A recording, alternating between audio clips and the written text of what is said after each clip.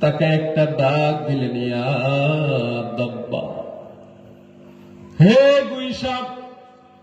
সামান্য একটা ডাক আমার রাসূল দিয়েছেন, ইয়া দাব্বা, হে গুইসাপ।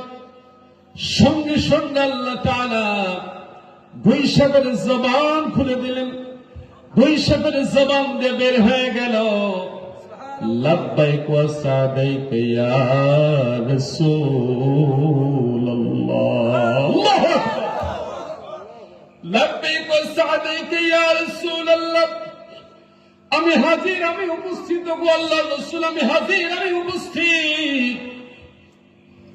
এবার আমার নবী আরবি গুইসাপের দিকে তাকে আবার ডাকলেন, ইয়া দাব্বা, হে গুইসাপ। মান তা'বুদ, তুমি কার ইবাদত করো, কার দাসত্ব করো, কার গোলামি তুমি করো? গুইসাপের জবান খুলে গেল। গুইসাপ ডেকে বলে, মান কানা আরশুহু আলাস সামাই ওয়া ফিল আরদি সাবিলুহু। আওয়াজ করে জবান ছেড়ে বলি আল্লাহু আকবার। গুইসাপের জবান খুলে যায়। গুইসাপ ডেকে বলে, আমি ওই আল্লাহর ইবাদত করি যেই আল্লাহর আরশ হচ্ছে আকাশে, ওই আল্লাহর ইবাদত করি যেই আল্লাহর রাজত্ব হচ্ছে জমিনে। আমি সেই আল্লাহর ইবাদত করি, সেই আল্লাহর গোলামি করি। বেদিন আমার নবীর দিকে তাকিয়ে আছে, গুইসাপের দিকে তাকায়, আমার রাসূলের দিকে তাকায়। রাসূলের এবার আবার গুইসাপের দিকে তাকিয়ে গুইসাপকে দেখে বললেন, ইয়া দাব্বা, মান আনা, আমি কে, আমার পরিচয় দাও, আমার পরিচয়টা দাও, আমি কে? সঙ্গে সঙ্গে গুইসাপের জবান খুলে যায়, আনতা রাসূল রাব্বিল আলামিন।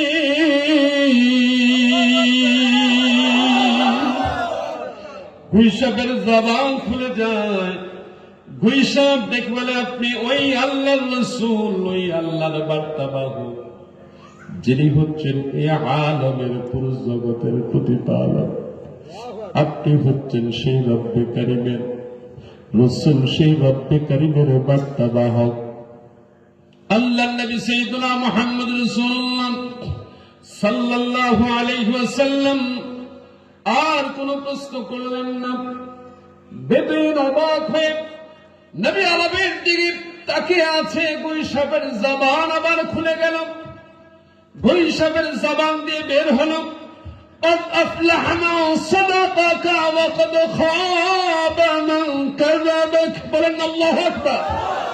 নবী আরবি সাইয়্যিদুনা মুহাম্মদ রাসূলুল্লাহ সাল্লাল্লাহু আলাইহি ওয়াসাল্লামের দিকে লক্ষ্য করে গুইসাপের উদ্দেশ্য ছিল, গো আল্লাহর হাবিব, যে আপনাকে সত্যবাদী হিসাবে জানলো সেই হইল সফল, আর যে আপনাকে মিথ্যাবাদী হিসাবে প্রতিপন্ন করলো সেই হইল বিফল। সে বিফল হয়ে গেছে যে আপনাকে মিথ্যা বলবে, আর সে সফল হয়ে যাবে যে আপনাকে সত্য বলে স্বীকার করে নেবে।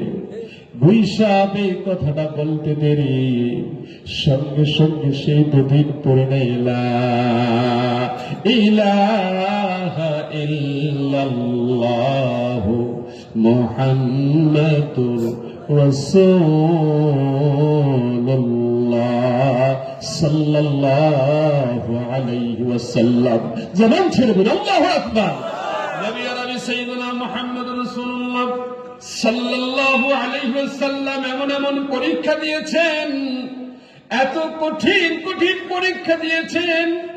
আজকের আলেমরা আমরা টাকার কাছে বিক্রি হয়ে যাই, ক্ষমতার লোভে ক্ষমতার কাছে বিক্রি হয়ে যায়, আমরা যেখানে ইচ্ছে সেখানে বিক্রি হয়ে যায়, আমাদের ইমামুল আমরা বিক্রি করে দেই, মানুষের কাছে আমরা নিজেকে বিলিয়ে দেই। আমার নবীর কাছে প্রস্তাব আসছিল, গো মুহাম্মদ ইবনে আব্দুল্লাহ, আপনি যদি চান আপনাকে পুরো শহরের নেতা আপনাকে বানায় দেব।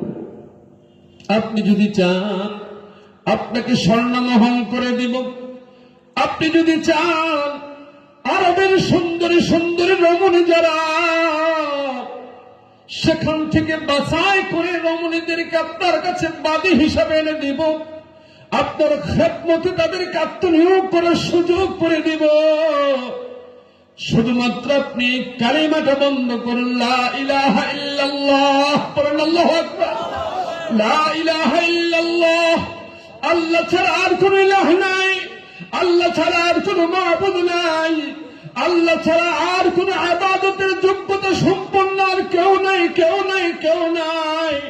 শুধু এই চিন্তাটা আপনি আপনার মন থেকে দূরে সরায় দেন, তাহলে আপনাকে আমরা নেতা মানব, আপনার সব কিছু আমরা মেনে যাবো। আপনার কোনো আপদ হবে না, বিপদ হবে না, আপনার আর কোনো সমস্যা হবে না। আপনি খুব ভালোভাবে চলতে পারবেন, থাকতে পারবেন। নবী আরবি সাইয়্যিদুনা মুহাম্মদ রাসূলুল্লাহ সেই সময়ে তিনি পারতেন সব তিনি গ্রহণ করতে, আলিশান ভাবে থাকতেন, কিন্তু আমার নবী আলিশানের কোনো চিন্তা করেন নাই। আমার রাসূলের ভিতরে আলিশান ভাবে চলার কোনো চিন্তা চেতনা ছিল না। আমার রাসূল বলেছিলেন, উহুদ পাহাড়টাকে তোমরা যদি আমার সামনে স্বর্ণে খচিত করে দাও, আর তোমরা যদি আমাকে সেখানে বসবাস করতে বলো, আমি আমার এই কথা থেকে দূর হব না। তার কারণ আমার আল্লাহ এই জন্যই আমাকে জমিনে পাঠিয়েছে। জবান ছেড়ে বলে আল্লাহু আকবার। সে নবী আরবি সাইয়্যিদুনা মুহাম্মদ রাসূলুল্লাহ সাল্লাল্লাহু আলাইহি ওয়াসাল্লাম আল্লাহর পক্ষ থেকে আমাদের কাছে এসেছেন দূত হিসাবে, বার্তা বাহক হিসাবে। আল্লাহ কথাগুলো আমাদেরকে শোনানোর জন্য তিনি এসেছেন।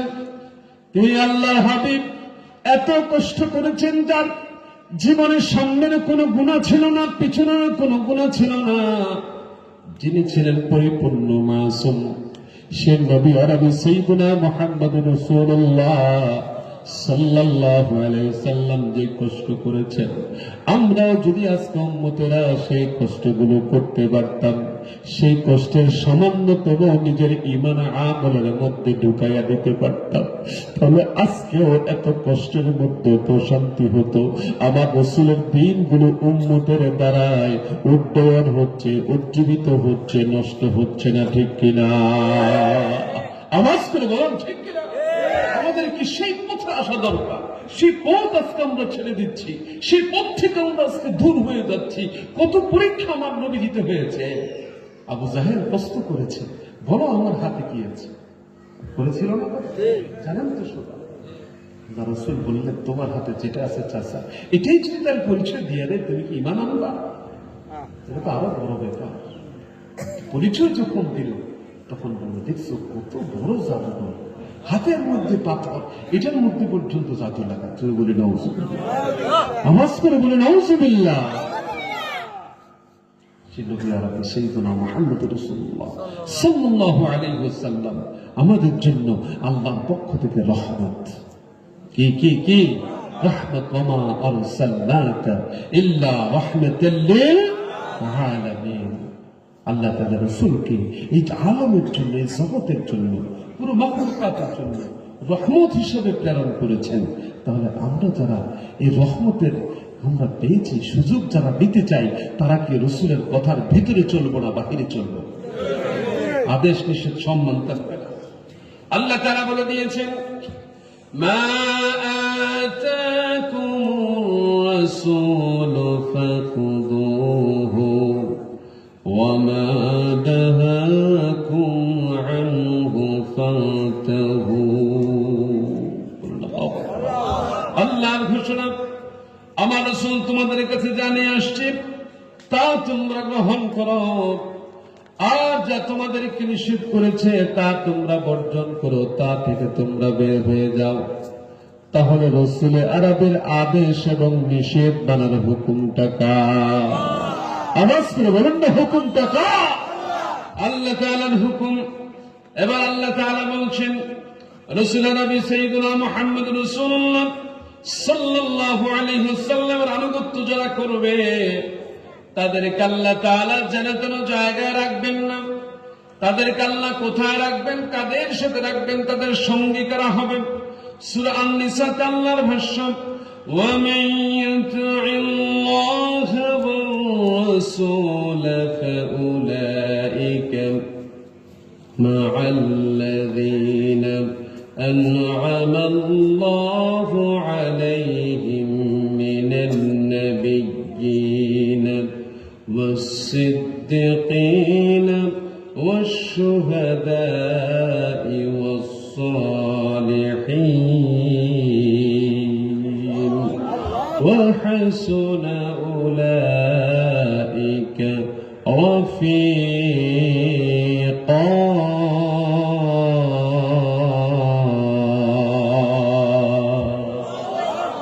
রব্বে কারীমের ঘোষণা আল্লাহ তাআলা বলেন, যারা আনুগত্য করবে আল্লাহর, আল্লাহ রাসূলের যারা আনুগত্য করবে, আল্লাহ বলছেন ফাউলাইকা মাআল্লাযীনা আনআমা আল্লাহু আলাইহিম, তারা সেই সকল লোকদের সঙ্গে সাথী হবে, তাদের সঙ্গে থাকবে যাদেরকে আল্লাহ তাআলা অনুগ্রহ করেছেন, যাদেরকে আল্লাহ তাআলা দয়া করেছেন, করুণা করেছেন।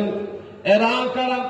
আল্লাহ তাআলা পরিচয় দিচ্ছেন, এরা হচ্ছে মিনান নাবিয়্যিন, এক নাম্বার হচ্ছে নবী, দুই নাম্বার হচ্ছে সিদ্দিক, তিন নাম্বার হচ্ছে শুহাদা, আল্লাহ রাস্তায় যারা জীবন দেয়, তিন নাম্বার হচ্ছে নেককার যারা সালিহিন বান্দা তারা। এবার আল্লাহ তাআলা নিজেই বলছেন ওয়া হাসুনা উলাইকা রাফিকা, তারা কতই না উত্তম সঙ্গী, এদের চাইতে উত্তম সঙ্গী আর কেউ নাই। যারা আল্লাহ আল্লাহ রাসূলের আনুগত্য করবে, আল্লাহ তাআলা ওই সকল মানুষগুলোকে ওই শ্রেণীর নেককার বান্দাদের সঙ্গে আল্লাহ তাআলা দিবেন। তারা তাদের সঙ্গী হবে, এক নাম্বার নবী, দুই নাম্বার সিদ্দিক, তিন নাম্বার শহীদ, চার নাম্বার সালেহীন। এই মানুষগুলোর সঙ্গে সেই আনুগত্যশীলরা থাকবে। আওয়াজ করে বলে সুবহানাল্লাহ। আল্লাহ তাআলা সেই মানুষগুলোর সঙ্গে আমাদেরকে কবুল করুন, সকলে বলি আমিন। জবান ছেড়ে বলি আল্লাহুম্মা আমিন। তাহলে শ্রেষ্ঠত্ব আছে নাকি নাই? কম না বেশি? অনেক অনেক বেশি শ্রেষ্ঠত্ব। এবার আল্লাহ তাআলা বলেন, আমি রাসূল পাঠিয়েছি, তোমরা তাদের আনুগত্য করবে, তাদের কথাগুলো তোমরা মান্য করবে, সেজন্যই আমি পাঠিয়েছি, এজন্যই আমি তোমাদের জন্য রাসূল পাঠিয়েছি। ওমা আরসালনা মির রাসূলিন ইল্লা লিইউতা'a বিইذনিল্লাহ।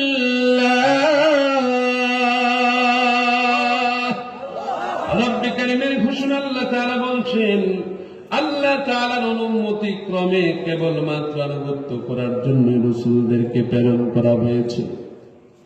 রাসূলদের জমিনে আসছেন শুধু এর জন্য আমরা যেন রাসূলদের আনুগত্য করি, রাসূলদের কথা মান্য করি, রাসূলদের হুকুমগুলো মান্য করি, রাসূলদের আদেশ আমরা মানব, রাসূলদের নিষেধ আমরা মানব।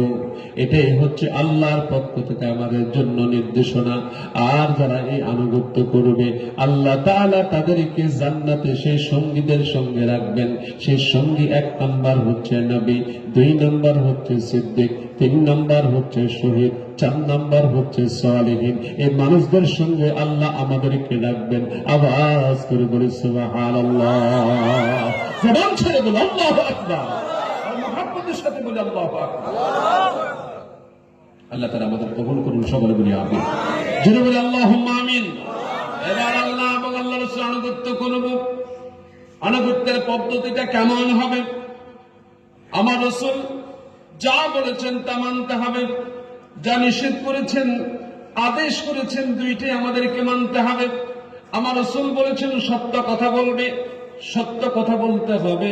আমার রাসূল বলেছেন মিথ্যা বলা যাবে না, মিথ্যা বলা যাবে না। আমার রাসূল বলেছেন ঘুষ খেও না, ঘুষ খাওয়া যাবে না। আমার রাসূল বলেছেন সুদ খেও না, সুদ খাওয়া যাবে না। আমার রাসূল বলেছেন হারাম কাজ করো না, হারাম কাজ করা যাবে না। আমার রাসূল বলেছেন বেপরদা করো না, বেপরদা করা যাবে না। আমার রাসূল বলেছেন ওজনে কম বেশি করিও না, ওজনে কম বেশি করা যাবে না। তার কারণ হচ্ছে আমার রাসূলের প্রত্যেকটা কথাই আমার আল্লাহর কথা। জবান ছেড়ে বলে আল্লাহু আকবার, আওয়াজ করে বলে আল্লাহু আকবার।